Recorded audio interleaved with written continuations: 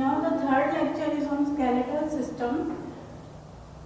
Last जो lecture था उसमें हमने डिस्क्राइब किया था joints, types of joints. What was the joint? Joint था कि the connection between two bones और बोन एंड कार्टिलेज. जॉइंट्स को हमने जो क्लासिफाई किया था तीन पोर्शन में क्लासिफाई किया था. First is immovable joints, immovable joints जिसको हमने फाइब्रस जॉइंट्स भी बोला था. Second one is slightly movable joints जिसको हमने कार्टिलेजियस जॉइंट्स भी बोला था. और थर्ड थे जो हमारे पास परफेक्टली मूवेबल जॉइंट्स या साइनोवियल जॉइंट्स. साइनोवियल जॉइंट्स हमने लास्ट लेक्चर में डिस्कस किए थे कि जिसके अंदर जो दो बोन्स हैं वो बॉल और सॉकेट की तरह आपस में एक दूसरे से कनेक्टेड, इंटरकनेक्टेड होती हैं और जिनके बीच में साइनोवियल कैविटी में साइनोवियल फ्लूइड प्रेजेंट होता है. उस साइनोवियल फ्लूइड की वजह से जो दो बोन्स हैं उनकी फ्रिक्शनलेस मूवमेंट होती है. अगर अब हम साइनोवियल जॉइंट्स को क्लासिफाई करें, साइनोवियल जॉइंट्स आगे फर्दर फिर से बहुत सी क्लासेस में डिवाइड है. First is ball and socket joint, ball and socket joint. Ball and socket joint में वही जैसे मैंने आपको लास्ट टाइम डायग्राम बना के दिया था कि उसके अंदर जो एक बोन है, एक बोन इस तरह से बॉल की तरह प्रेजेंट है और दूसरी बोन जो है उसमें एक सॉकेट की तरह, जैसे एक खाली सॉकेट के अंदर एक बॉल फिट हो जाती है उसको हम बोलते हैं बॉल एंड सॉकेट जॉइंट. यहाँ इसमें हायलिन कार्टिलेज प्रेजेंट है इस तरह से और इसको हम, ये एक कैप्सूल का काम करता है, इस जॉइंट को प्रोटेक्शन का काम करता है. ये इसके अंदर साइनोवियल फ्लूइड प्रेजेंट है साइनोवियल कैविटी के अंदर. ये ऊपर वाली जो बोन है ये बॉल का काम कर रही है और नीचे वाली जो बोन है इसमें ये कार्टिलेज का काम कर रही है. ये जो एक्चुअली लिगामेंट्स हैं जो आपकी बोन को इसमें जो हमारे जॉइंट को प्रोटेक्ट करते हैं. कई बार हमने देखा भी है जैसे फ्रैक्चर वगैरह हो जाता है, हेयर लाइन फ्रैक्चर है, हम बोल सकते हैं कि बोन के ऊपर कोई इफेक्ट नहीं हुआ, लिगामेंट ब्रेक हो गया. तो ये बॉल एंड सॉकेट जॉइंट है. ये जो जॉइंट है बॉल एंड सॉकेट जॉइंट ये प्रेजेंट होते हैं हमारी ग्लिनोइड कैविटी के अंदर. ग्लिनोइड कैविटी या जो ये हमारा जो शोल्डर जॉइंट है, शोल्डर जॉइंट, ठीक है, जो ये हमारा शोल्डर जॉइंट है जहां ये हमारे ऊपर की जो ह्यूमरस है जो ग्लिनोइड कैविटी में फिट है, ये एक तरह से बॉल एंड सॉकेट जॉइंट है. या नीचे जो हमारी थाई बोन है जो कैविटी के अंदर प्रेजेंट होती है वो भी एक बॉल एंड सॉकेट जॉइंट का एग्जांपल है. सेकंड इसके अंदर है hinge joint, hinge joint. Hinge joint के अंदर आपके आते हैं नी जॉइंट जो हमारा घुटने का जॉइंट है, elbow joint, elbow knee joint, elbow joint या जो ये हमारे फ्लेंजेस उंगलियों के जॉइंट्स हैं, फ्लेंजेस जॉइंट. ये जो हिंज जॉइंट है it provide the unidirectional movement, एक ही तरफ मूवमेंट होती है हमारे लिम्स की. है सभी ये साइनोवियल जॉइंट्स की क्योंकि फ्रीली हम मूव कर सकते हैं. हमारा जो घुटना है, हमारी जो लेग है सिर्फ वो बैक साइड में ही हम उसको फोल्ड कर सकते हैं. या जो हमारा हैंड है, एल्बो जॉइंट है, सिर्फ इसी डायरेक्शन में हम मूव कर सकते हैं. फ्लैंचेस है वो हम इसी डायरेक्शन में. तो it only provide the unidirectional movement, that is the hinge joint. Third one is the pivot joint.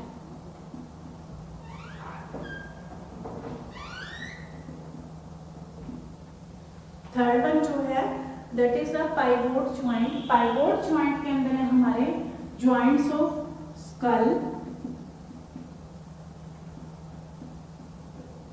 या joints of radius and ulna,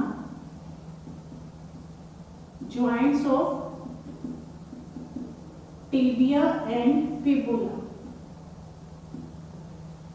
school का जो ज्वाइंट है, जैसे हमारे इसमें जो भी ज्वाइंट्स हैं, रेडियस अल्ना जो हमारी फोर आर्म है उसके जो दो आगे की जो ज्वाइंट्स हैं रेडियस और अल्ना वो, और टिबिया और फिबुला जो हमारी लोअर लेग के ज्वाइंट्स हैं that will comes under the pivot joint. इसके बाद आ जाएंगे हमारे ग्लाइडिंग ज्वाइंट्स, पाइवोट ज्वाइंट, इसके बाद हमारे इसमें आ जाएंगे ग्लाइडिंग ज्वाइंट्स।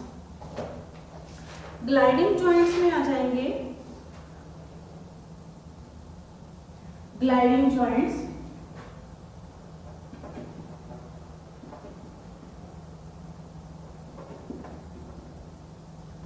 ग्लाइडिंग ज्वाइंट्स में जैसे जो हमारा क्या रिस्ट ज्वाइंट है, रिस्ट ज्वाइंट या एंकल ज्वाइंट, जो हमारा एडी का ज्वाइंट है, पंजा, पैर का पंजा जब हम मूव करते हैं they will come in the gliding joint. इसके बाद जब हमारे पास आ जाएगा इसमें condyloid joint, that is the condyloid joint या सेडल ज्वाइंट। एक इसमें हमारे पास सेडल ज्वाइंट। सेडल ज्वाइंट में आ जाएगा कि which cause the movement in all directions. ऐसा कौन सा ज्वाइंट है हमारी बॉडी में, मूवमेंट इन ऑल डायरेक्शंस, जो भी हमारा है ये thumb joint, thumb joint that is the, ये जो हमारा थंब है, हाथ का जो अंगूठा है, हम सभी डायरेक्शंस में इसको मूव कर सकते हैं, that is come under the saddle joint. एक जो ज्वाइंट इसमें बच गया that is condyloid joint.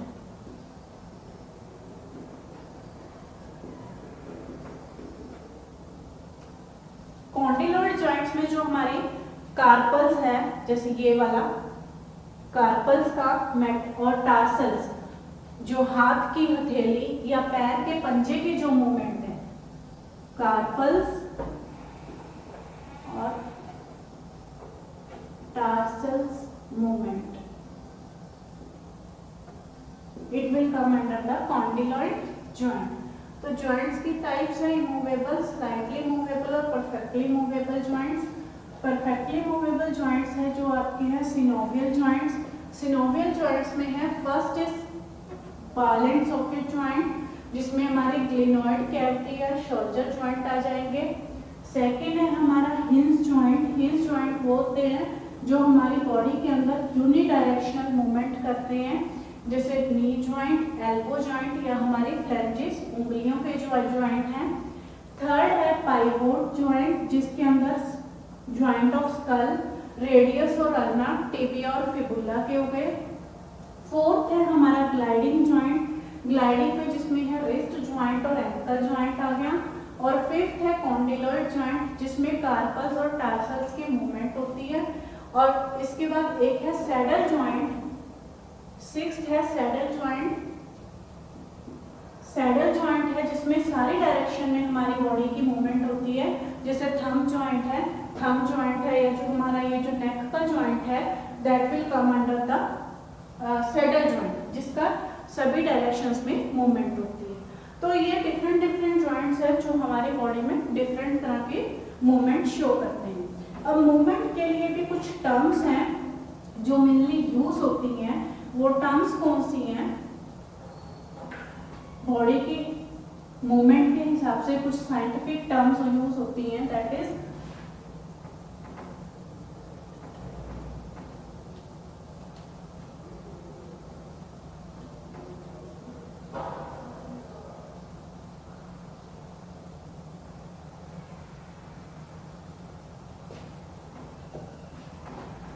Some terms या सम जो मूवमेंट्स इन द जॉइंट्स हैं उनको हम क्या बोलते हैं?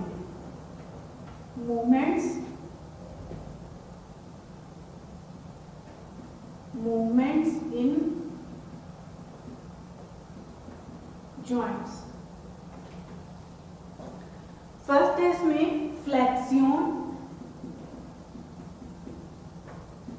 या bending, first term. Second is extension,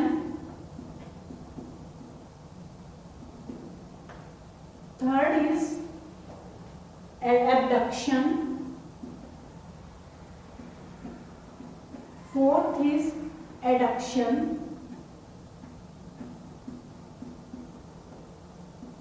fifth is rotation, sixth is pronation, seventh is supination,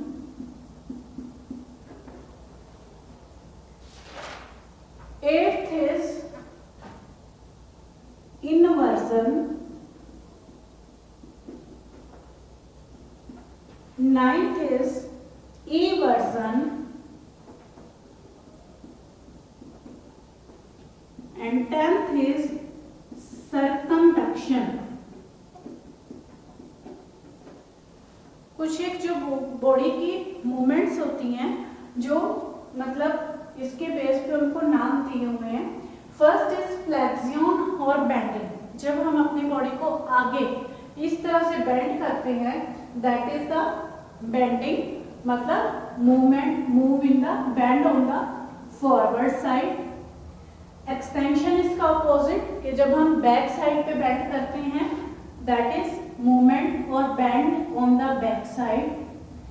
abduction जब हम बॉडी की मिड लाइन, जो बॉडी की जो हमारी सेंट्रल लाइन है, बॉडी की सेंट्रल लाइन से की तरफ मूवमेंट करते हैं. जैसे सपोज बॉडी की सेंट्रल लाइन है, हाथ की मूवमेंट इसमें बॉडी की सेंट्रल लाइन की तरफ आई है toward the central line. When the movement is toward the central line और toward the mid line of the body, that is called as the abduction. Adduction when the movement is away from the mid line of the body. It is away from the midline of the body. Rotation जिस तरह से thumb की rotation हो रही है. Pronation when there is the up movement of the palm. This is the pronation. Supination is down movement of the palm. Inversion इसी तरह से foot movement on upward side और foot movement on lower side. Circumduction जब ये चारों movements इकट्ठी होती हैं, फ्लेक्सियन, एक्सटेंशन, एब्डक्शन और एडक्शन, इनमें से किसी का भी कॉम्बिनेशन हो that is called as the circumduction. तो ये सारी टर्म्स मैं दोबारा से रिपीट करती हूँ. फ्लेक्सियन और bending, that is bending on front side, bending on back side. Movement of the any body part to our central line, movement of any body part away from the midline. Rotation of any body part, movement in all the direction. Pronation, up movement of the palm. Supination, down movement of the palm. Inversion, up movement of the foot. Eversion, down movement of the foot. And circumduction, combination of flexion, extension, abduction and adduction. These are the some movements of the joints. Now last topic is the disorders of the joints.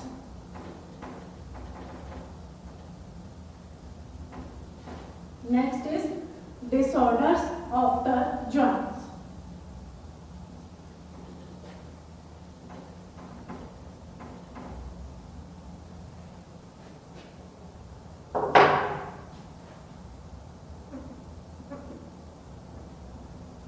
Disorders of joints. जब ये हमारे joints के अंदर किसी भी तरह की कोई प्रॉब्लम हो जाती है तो हमारे बॉडी पार्ट्स के मूवमेंट में प्रॉब्लम होती है. That is called as the disorders of the joint. बहुत सारे डिफरेंट तरह के डिसऑर्डर्स हैं. जैसे एक आपने सुना होगा, first is the arthritis. Arthritis क्या है? Arthritis is the inflammation. जो हमारे जॉइंट्स हैं, हमारे जोड़ है, उनकी इन्फ्लामेशन जब होती है उसको हम बोलते हैं अर्थराइटिस। अर्थराइटिस दो तरह की होती है, एक तो होती है रूमेटॉइड अर्थराइटिस, रूमेटॉइड अर्थराइटिस, और एक दूसरी जो है दैट इज ओस्टियो अर्थराइटिस। जो रूमेटॉइड अर्थराइटिस या ओस्टियो अर्थराइटिस है दोनों थोड़ी सी डिफरेंट है, लेकिन अल्टीमेटली ये जो हमारी बॉडी के जो शॉर्ट जॉइंट्स हैं उनको इफेक्ट करते हैं। रूमेटॉइड अर्थराइटिस या जैसे रूमेटॉइड अर्थराइटिस ये शॉर्ट जॉइंट्स को इफेक्ट करते हैं, जिसके कारण हमारे बॉडी पार्ट्स की मूवमेंट में प्रॉब्लम होती है। जो रूमेटॉइड अर्थराइटिस है इसका जो मेनली रीजन है वो जो साइनोवियल फ्लूइड होता है हमारे जो बोन्स के अंदर, साइनोवियल फ्लूइड्स की जब एक्सेस में सक्रीशन होने लगे, excess secretion of the synovial fluid, ज्यादा जब साइनोवियल फ्लूइड बनने लगता है जिसके कारण जो बोन के बीच में जो गैप है, साइनोवियल गैप है या साइनोवियल कैविटी है, एक्सेस सेक्रेशन होने की वजह से उस पोर्शन में इन्फ्लेमेशन आ जाती है, बोन्स के ऊपर प्रेशर पड़ने लगता है, तो उसकी वजह से जब जोड़ है जो जॉइंट्स है उनकी इन्फ्लेमेशन हो जाती है, उसको हम बोलते हैं रूमेटॉइड अर्थराइटिस। रूमेटॉइड अर्थराइटिस एक ऑटो इम्यून डिसऑर्डर है, it is a auto immune disorder, और जो इसकी ट्रीटमेंट के लिए हम जो यूज करते हैं that is mainly steroids are used for the treatment of rheumatoid arthritis. इसमें जो जॉइंट्स की जो मूवमेंट है वो बड़ी डिफिकल्ट हो जाती है। ओस्टियो जो अर्थराइटिस है, ओस्टियो अर्थराइटिस में क्या होता है, it cause the degeneration of the joints. जो जॉइंट्स हैं, जॉइंट्स की डीजनरेशन होती है, डीजनरेशन ऑफ द जॉइंट्स, जो हमारे जॉइंट्स है वो टूटने शुरू हो जाते हैं, टूटने फूटने शुरू हो जाते हैं। किसी भी कोई भी रीजन हो सकता है, या तो इसमें क्या होता है कि जैसे जो जॉइंट्स को जो दो बोन्स को आपस में लिगामेंट्स ज्वाइन कर रहे हैं, वो लिगामेंट्स उसमें थिन हो जाए, या किसी भी तरह की कोई माइक्रोबियल इन्फेक्शन हो जाए उसको एरिया के अंदर, कोई भी इसका रीजन हो सकता है जिसके कारण वो हमारे जो जॉइंट है उस जॉइंट के अंदर इन्फ्लेमेशन हो जाती है और हमारे उस जॉइंट के मूवमेंट में प्रॉब्लम हो जाती है, जॉइंट जो है हमारे स्टिफ हो सकते हैं। जो इसकी ट्रीटमेंट यही है कि इसके अंदर जो है दोनों की, इनके अंदर एक तो बॉडी वेट रिड्यूस करें, बॉडी वेट रिड्यूस करने के कारण जॉइंट्स के ऊपर मेनली पेन कम होगा, दूसरा स्टेरॉइड्स यूज कर सकते हैं इसके अंदर, और तीसरा फिजियोथेरेपी, रूटीन में जो एक्सरसाइज है फिजियोथेरेपी के कारण क्या होता है कि दोनों में जॉइंट्स की जो मूवमेंट है कुछ बेहतर हो जाती है। नेक्स्ट जो प्रॉब्लम है इसमें गाउट। गाउट क्या है, जैसे हम लोगों ने जिसको हम हिंदी में बोलते हैं गठियावा की प्रॉब्लम भी है। इसमें क्या होता है, गाउट के अंदर जो मेनली यूरिक एसिड की क्रिस्टल्स हैं, यूरिक एसिड के जो क्रिस्टल्स हैं वो जोड़ों के अंदर डिपॉजिट होना शुरू हो जाते हैं। अब यूरिक एसिड बनता कैसे है, जैसे जो लोग एक्सेस में प्रोटीन डाइट लेते हैं, जैसे एज फैक्टर के वजह से, जैसे ओल्ड एज है, ओल्ड एज में जो प्रोटीन की मेटाबॉलिज्म बॉडी में स्लो हो जाती है, प्रोटीन जब डाइजेस्ट होता है तो प्रोटीन जो है यूरिक एसिड बनाता है, ठीक है, जितना कंज्यूम हो जाता है ठीक है, बाकी वो यूरिक एसिड बनाता है, वो यूरिक एसिड हमारी बॉडी में किडनी के थ्रू बाहर निकल जाता है। तो इसके कुछ रीजन हो सकते हैं, या तो प्रोटीन की डाइट बहुत एक्सेस में ली जा रही है, या जो किडनी को जितना यूरिक एसिड या यूरिया हमारी बॉडी से रिमूव आउट करना चाहिए उतना किडनी बॉडी से रिमूव नहीं कर पा रही, जिसके कारण जो यूरिक एसिड के क्रिस्टल्स हैं वो छोटे छोटे जो हमारे जॉइंट्स हैं उनके अंदर डिपॉजिट हो जाते हैं। उनके अंदर डिपॉजिट होने के कारण हमारे जो जॉइंट्स हैं ये स्टिफ हो जाते हैं और जॉइंट्स की जो मूवमेंट है वो रुक जाती है। तो इस केस में जो है प्रोटीन रिच डाइट रूटीन में जैसे अवॉइड करनी चाहिए ड्यूरिंग द गाउट। ये जो मेनली हमारे जो ये फिंगर्स की, छोटी फिंगर्स की या पैर की फिंगर्स की, रिस्ट जॉइंट, एंकल जॉइंट, इन जॉइंट्स को मेनली ये इफेक्ट करता है।